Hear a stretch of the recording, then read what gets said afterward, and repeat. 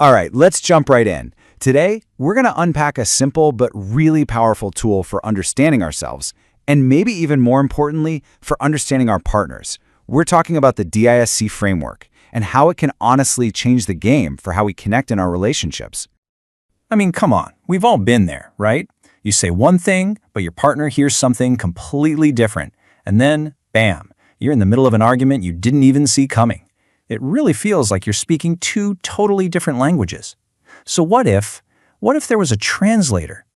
Well, the good news is, there kinda is. This is the DISC framework.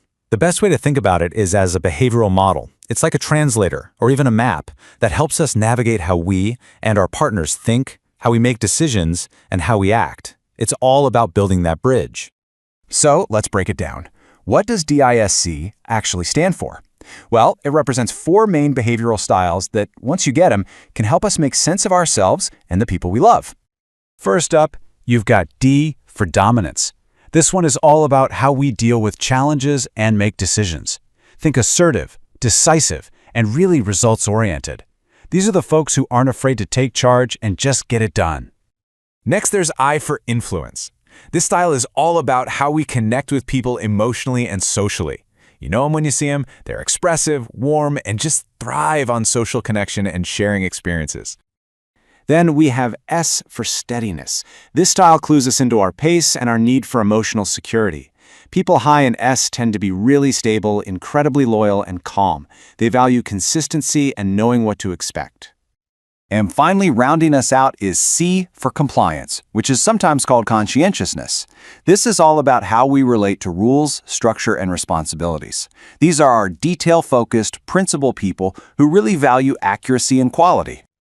Okay, now what's really fascinating, and what this diamond shows so well, is that these styles are all connected. They're on a spectrum. So you can see D and I styles are more direct, more fast-paced, while S and C are more cautious, more indirect. So it's not about being just one or the other, it's about figuring out where you land on the map. So now that we've got the 4 styles, hold on, because it's about to get even more interesting. According to the DISC model, we don't just have one style. Nope. We actually have 3 different behavioral selves that we're working with, especially in our relationships. So first, there's your private self. This is your core, your gut instinct, how you behave when no one's watching. Then, you've got your adapted self. Think of this as the mask you put on to meet other people's expectations at work or in certain social situations. And finally, there's your public self, which is like a mirror. It reflects how people actually perceive you. And believe me, that last one can be a huge surprise. And this slide perfectly illustrates that gap between our intention and our actual impact. At your core, in your private self, you might see yourself as this lion, steady, focused, a strong leader. But your public self, the way other people experience your intention, might come across more like a spotted hyena, kind of performance-driven, maybe a little overwhelming. It's in that gap where all the misunderstandings happen. So, this is the big question, right? What happens when these different styles are trying to build a life together? Well, a lot of the time, it creates friction. We see these styles collide. But what's so important to remember is that this tension usually isn't personal. It's just a natural clash of different priorities. Just look at this. This visual shows the direct opposition between the D and S styles.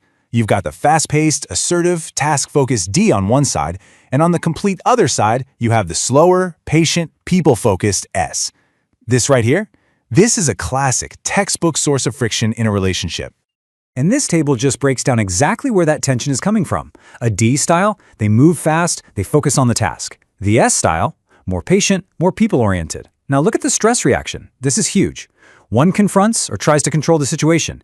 The other withdraws or accommodates. You can see why a D partner might see an S as indecisive, while that S partner feels like the D is just being pushy, even when they both mean well.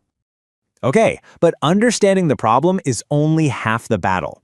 The real power of DISC is that it gives us a compass to communicate better. It gives us actual, practical tools for connection, helping us learn to adapt our style to meet our partner right where they are. So for example, let's go back to that high D style, the lion. If that's your partner, the source gives us this fantastic advice. Do be clear and direct. Give them choices. Trust them. And on the flip side, don't be vague. Definitely don't micromanage them. And here's a big one. Try not to overreact to their bluntness. It's usually not personal. It's just how they communicate. This is about learning to communicate smarter, not just harder. You know, in the end, it all comes down to this really powerful idea from the source material. Communication is not just a skill. It is the bridge that transforms two individuals into one team. Understanding all these different styles isn't about putting people into boxes. It's about learning how to build that bridge, to make it stronger, and to be more intentional about it. So as we wrap this up, the real goal isn't just about identifying your disc style. It's about what you're going to do with that knowledge. This is a tool for empathy. It's a tool for connection. And it's a tool for building something stronger together. Which really just leaves us with one last question to think about. What bridge will you build today?